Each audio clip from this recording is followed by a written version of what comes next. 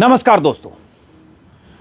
दिल्ली के आसपास के इलाकों में, दिल्ली की सीमाओं पर किसानों के आंदोलन, धरना और प्रदर्शन का 20वां दिन है। दिल्ली में ठंड पड़ने लगी है।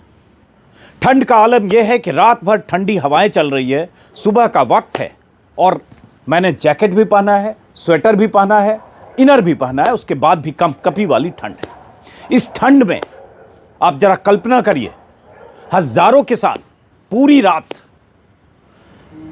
टिकरी बॉर्डर पर, सिंघू बॉर्डर पर, गाजीपुर बॉर्डर पर, जयपुर दिल्ली हाईवे के बीच में कहीं कुंडली बॉर्डर पर, हर जगह हजारों किसान यूं ही उन्होंने रात गुजारी है। सुबह गुजारेंगे, दिन गुजारेंगे, शाम गुजारेंगे और यूं ही आंदोलन करते रहेंगे। उनका कहना है कि जब तक सरकार तीनों कानून वापस नहीं लेती। इस बीच हुआ क्या है दोस्तों?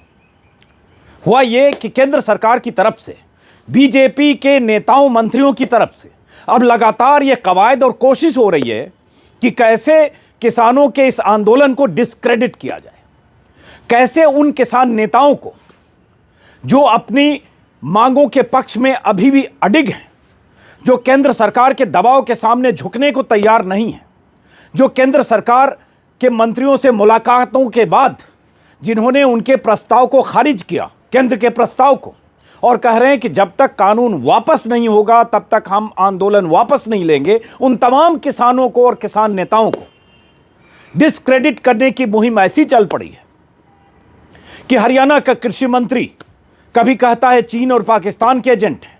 केंद्रीय मंत्री पीयूष गोयल कह रहे हैं ये टुकड़े टुकड़े गैंग है, ये चरमपंथी गैंग है, ये वामपंथी गैंग है। कल मध्य प्रदेश के एक मंत्री ने कहा ये राष्ट्र विरोधी ताकतें हैं। साध्वी प्रज्ञा सिंह ठाकुर भोपाल की एमपी ने कहा ये देश विरोधी लोग हैं। रविशंकर प्रसाद केंद्रीय मंत्री कह रहे हैं ये टुकड़े टुकड़े गैंग है। और इनके सुर में सुर मिलाते हुए टेलीविजन चैनलों के कई एंकर्स, टेलीविजन चैनलों के कई एडिटर्स अब उसी सुर में केंद्र सरकार और केंद्र के नेताओं, मंत्रियों, बीजेपी के नेताओं और मंत्रियों के सुर में सुर मिलाते हुए किसान नेताओं को देश विरोधी साबित करने की मुहिम में जुट गए। अब अगर यह मुहिम चलनी है तो यह भी साबित करना है केंद्र को कि केंद्र के साथ, इस कानून के साथ कितने किसान संगठन हैं। उसी मुहिम के तहत हुआ यह है दोस्तों कि कल यूपी, बिहार, तेलंगाना, केरला और ऐसे कुछ राज्यों के किसान संगठनों के नेताओं की मुलाकात हुई है नरेंद्र सिंह तोमर से। ऐसा दावा है केंद्र सरकार का। केंद्र सरकार का दावा है कि 10 से 15 किसान संगठनों ने, अलग अलग राज्यों के किसान संगठनों ने न सिर्फ केंद्र के किसान कानून का समर्थन किया है, कृषि कानून का समर्थन किया है, बल्कि यहां तक कह रहे हैं कि अगर सरकार ये कानून वापस लेगी तो आंदोलन करेंगे। मैंने परसों के वीडियो में भी आपको बताया था कि हरियाणा के किसान यूनियन कोई मानगुट है, मानगुट के कुछ नेताओं ने मुलाकात की थी 29 किसान नेताओं ने नरेंद्र सिंह तोमर से, तब भी ऐसा बयान आया था। और ये किसान संगठन और किसान नेता समर्थन पत्र दे रहे हैं सरकार को। ये सरकार का दावा है।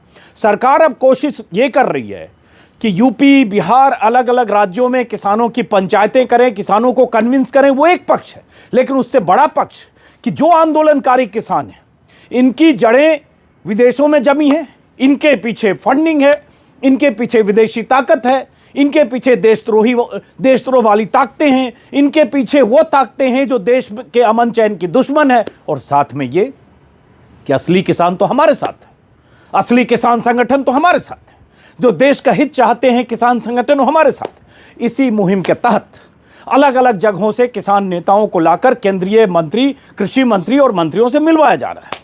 तो आज के अखबारों में, आज मैं आपको टिकरी बॉर्डर और सिंघू बॉर्डर की तस्वीरें, वीडियो में आपको शाम को दिखाऊंगा। मैं अभी वहां के लिए निकल रहा हूं। लेकिन जैसे दैनिक भास्कर की लीड है, क्या ये लीड खबर है? किसानों के 15 संगठन नए कानूनों के साथ, केंद्र सरकार का दावा। 15 संगठन, कुछ जगह 10 संगठन है, अब 10 है, 15 है, नए संगठन है। कब पैदा हुए, इन संगठनों की क्या हैसियत है, इन संगठनों का कितना समर्थन है, ये अलग सवाल है। और उन्हीं सवालों का जवाब दूसरी हेडलाइन में भास्कर में ही है। यहां आप देख रहे हैं, रातों रात संगठन खड़े किए, नाम नहीं सुने, एक किसान बोल रहे हैं इन संगठनों के बारे में, जिन संगठनों से मुलाकातें हुई है कृषि मंत्री नरेंद्र सिंह तोमर की, और बीजेपी के नेताओं मंत्रियों के साथ समर्थन पत्र देते हुए इन किसान नेताओं की तस्वीरें भी वायरल हो सकती है, चिट्ठियां वायरल हो रही हैं। अब कुछ और नेता पहले मिले हरियाणा के, उन्होंने भी समर्थन पत्र जारी किया था कि हम इस आंदोलन के पक्ष में है, आंदोलन के खिलाफ है, सरकार के पक्ष में। अब ये किसान नेताओं का कहना है कि ऐसे बहुत सारे सरकार समर्थक जो बीजेपी के एजेंट हैं, किसान नेताओं का कहना है, आंदोलनकारी किसान नेताओं का, वो सिर्फ इस आंदोलन को बदनाम करने के लिए सरकार की ये मुहिम है। तो आज के अखबारों में, कई अखबारों में इसी लाइन पे खबर है, इसको समझना जरूरी है। तो केंद्र सरकार, ये हजारों लोग जो बैठे हैं, जिनसे 5 दौर की बातचीत हुई, 3 दौर की मंत्रियों के साथ बातचीत, अमित शाह की बातचीत, उन तमाम मीटिंग्स में प्रस्ताव दिए गए, 10 सूत्री प्रस्ताव हैं और उन प्रस्ताव में संशोधन की बात है। उनसे मीटिंग के लिए सरकार ने कहा हमारे दरवाजे खुले हैं, और उसी सरकार के मंत्री, उसी पार्टी के नेता टेलीविजन चैनलों पर मुहिम चलाने लगे कि ये देश विरोधी लोग हैं, इनके पीछे राजनीति है, इनके पीछे टुकड़े टुकड़े गैंग हैं, इनके पीछे खालिस्तानी है, इनके पीछे न जाने क्या क्या। तो सवाल तो ये उठता है दोस्तों, अमित शाह देश के गृह मंत्री हैं, तमाम एजेंसियां अमित शाह के अधीन हैं, मोदी जी प्रधानमंत्री तो हैं ही। अगर ये सब देश विरोधी किसान हैं, इनके पीछे विदेशी ताकतें हैं, यहां तक कि चीन और पाकिस्तान है, और ये जो चीन और पाकिस्तान इनके पीछे है, ये कहने वाले ट्रोल नहीं है, ये बीजेपी की आईटी सेल के लोग सिर्फ नहीं कह रहे, वो तो कुछ भी कहते हैं, ये बीजेपी शासित राज्यों के अब मंत्री कह रहे हैं। मध्य प्रदेश के एक मंत्री ने कल कहा है, और हरियाणा के मंत्री ने तो कहा ही है, और उसके अलावा कई केंद्रीय मंत्री कह रहे हैं कि टुकड़े टुकड़े गैंग हैं, चरमपंथी हैं, अर्बन नक्सल तो पुराना शब्द है, नक्सल ही है, और ये देश में हिंसा फैलाना चाहते हैं, अस्थिरता लाना चाहते हैं। जब ये सारे आरोप केंद्र के मंत्री, जिम्मेदार पदों पर बैठे, ओहदों पर बैठे लोग कह रहे हैं, तो पहली जिम्मेदारी क्या होनी चाहिए? अमित शाह का गृह मंत्रालय लिस्ट जारी करके बताए कि इन 40 किसान नेताओं में जिनसे उन्होंने मुलाकातें की है, या वो किसान जो वहां बैठे हैं, उनमें से ये 1000 लोग देशद्रोही, देश विरोधी हैं, इनका लिंक इससे है। ये तो इतनी बड़ी देश की एजेंसी है, ये फेल्योर है देश की एजेंसी का कि वहां किसानों के रूप में देश विरोधी लोग बैठे हैं, और ये जो जिन्हें विदेशों से फंडिंग हो रही है, जो देश को बांटना चाहते हैं, और ये बयान दे रहे हैं, तो आप साबित करिए ये बात। लेकिन नहीं, चूंकि ये सच नहीं है, ये एक प्रोपेगेंडा है, और ये प्रोपेगेंडा सरकार के मंत्री करते हैं कि जहां भी कोई ऐसी चीज हो, आंदोलन हो, उसको साबित करो कि ये देश विरोधी लोग हैं, उस सेंटिमेंट को जगाओ जिसके जरिए आप लोगों के मन में ये भर सको कि ये देश को बांटने वाले लोग हैं। यही कोशिश हो रही है। एक बयान देखा मैंने ट्विटर पर, ये कमल पटेल हैं जो मध्य प्रदेश में शिवराज सिंह सरकार के किसान कल्याण कृषि विकास विभाग के मध्य प्रदेश के प्रभारी हैं मंत्री। उनका बयान क्या जानते हैं? ये कह रहे हैं कि किसान संगठनों को दल्ले, बिचौलिए और राष्ट्र विरोधियों के संगठन न कहें तो क्या कहें। तो मतलब मध्य प्रदेश के मंत्री के हिसाब से, कृषि मंत्री के हिसाब से, जो किसान संगठन आंदोलन कर रहे हैं, जो किसान संगठन केंद्र के मंत्रियों के साथ मीटिंग्स कर रहे हैं, जिन किसान संगठनों के नेताओं के साथ अमित शाह ने मीटिंग की है, जिन किसान नेताओं के पास आज भी सरकार का प्रस्ताव पड़ा हुआ है, वो किसान संगठन, उसके नेता और वो किसान दल्ले हैं, दलाल हैं, बिचौलिए हैं और राष्ट्र विरोधी संगठन है। ये मध्य प्रदेश के मंत्री कमल पटेल ने कहा, ट्विटर पर उनका टेक्स्ट लगा रहा हूं। तो ये तो स्थिति आ गई दोस्तों कि अगर कोई संगठन या कोई जमात या कोई तबका अगर अपनी मांग को लेकर आंदोलन करता है, अपनी मांग को लेकर सड़क पर आता है, तो उसे देशद्रोही साबित करने की मुहिम किस किस कदर चलती है, उसका सबूत है ये बयान। आज के अखबार में जैसे देखिए, जो मैं कह रहा था, अब सरकार जो कोशिश करेगी, जागरण का क्या लीड है, 10 किसान संगठन नए कानूनों के साथ, और उसके बाद एक तस्वीर है कि 10 राज्यों के किसान प्रतिनिधियों ने भेंट की नरेंद्र सिंह तोमर से, और किसान प्रतिनिधियों ने कृषि कानूनों का स्वागत किया। हो सकते हैं ऐसे किसान, बहुत सारे किसान संगठन हो सकते हैं, इसमें कोई शक नहीं है, लेकिन ये सही है, ये देश प्रेमी है। और जो वहां बैठे हैं, जो वहां प्रदर्शन कर रहे हैं, जो वहाँ कह रहे हैं कि हमें इस कानून से ये खतरा, ये डर है, जो कह रहे हैं कि हमें एमएसपी की गारंटी वाला कानून चाहिए, जो कह रहे हैं कि इस कानून से कॉरपोरेट का दबदबा होगा, मंडियां कमज़ोर होंगी और उसके बाद प्राइवेट कंपनियां उनके औने पौने दाम में उनकी फसल खरीदेगी। जो अभी पंजाब हरियाणा के किसानों का 80-90% फसल एफसीआई खरीदती है, वो किसान सारे देशद्रोही हो गए, टुकड़े टुकड़े गैंग हो गए। लेकिन वो किसान और वो किसान नेता जो केंद्र सरकार से मिल रहे हैं, वो देश प्रेमी है।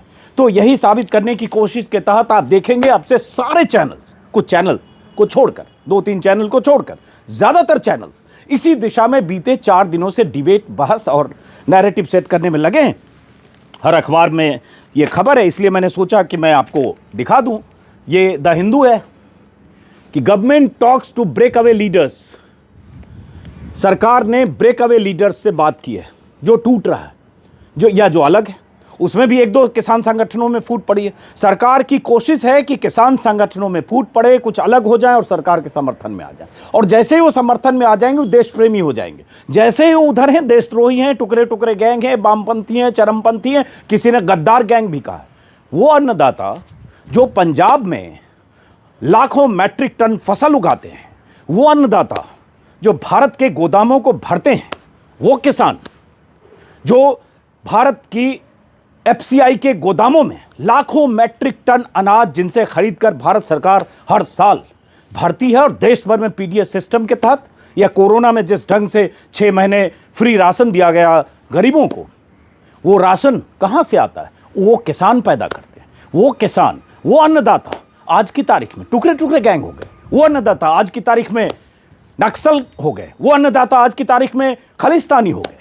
और यही नैरेटिव लगातार सेट करने की कोशिश अब होगी। सरकार की एकमात्र कोशिश अब होगी किसी ढंग से इन संगठनों को डिस्क्रेडिट करो, लोगों के जहन में डालो कि देशद्रोही लोग हैं। और इस सरकार की इस मुहिम में मीडिया शामिल होगा दोस्तों। तो नजर रखिएगा उन किसान नेताओं की। मैं बार बार कहता हूं, कुछ मांग वाजिब हो सकती है, कुछ मांग अतिरेक में ज़्यादा हो सकती है, उस पर विचार हो सकता है, उन्हें समझाया जा सकता है, उन्हें भरोसे में लिया जा सकता है।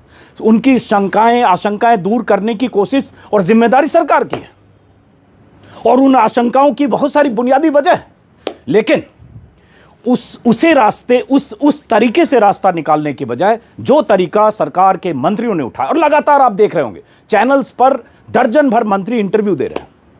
वो मंत्री भी इंटरव्यू दे रहे हैं जिनका खेती किसानी महकमा नहीं है।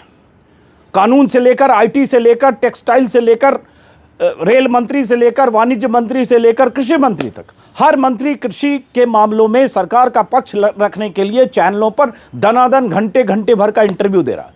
क्यों? क्योंकि ये इंटरव्यू देकर, कहकर सरकार के पक्ष में जो किसान आ रहे हैं, किसान संगठन आ रहे हैं, उनको सही साबित करना, कानून को सही साबित करना, और जो किसान आंदोलन कर रहे हैं उन्हें देशद्रोही साबित करना, देश के खिलाफ साबित करना, उनके पीछे राजनीति, उनके पीछे जो भी चीज़। तो मकसद ये है दोस्तों, आज के कई अखबारों की हेडलाइन चूंकि मुझे दिखी, और मैं भी जा रहा हूँ सिंघू बॉर्डर पर, वहाँ की जो तस्वीरें होगी वो मैं आपको दिखाऊंगा। इस बीच ये हुआ है कि ये ज़रूर है कि किसानों के इस आंदोलन से, इस प्रदर्शन से, इस घेराबंदी से लाखों लोगों को परेशानी भी हो रही है। तो एक खबर मैंने देखी कि कल जयपुर दिल्ली हाईवे के बीच किसानों ने एक माफ़ी पत्र वितरित किया, पर्चा बांट कर कहा है कि हमारी मजबूरी है, हमारे पास कोई उपाय नहीं है, आंदोलन तो हम 2 महीने से कर रहे थे, सरकार नहीं सुन रही थी। तो उन्होंने माफ़ी मांगी उन लोगों से जिन्हें परेशानी हुई। सुप्रीम कोर्ट में भी ये मामला है, सुनवाई होनी है।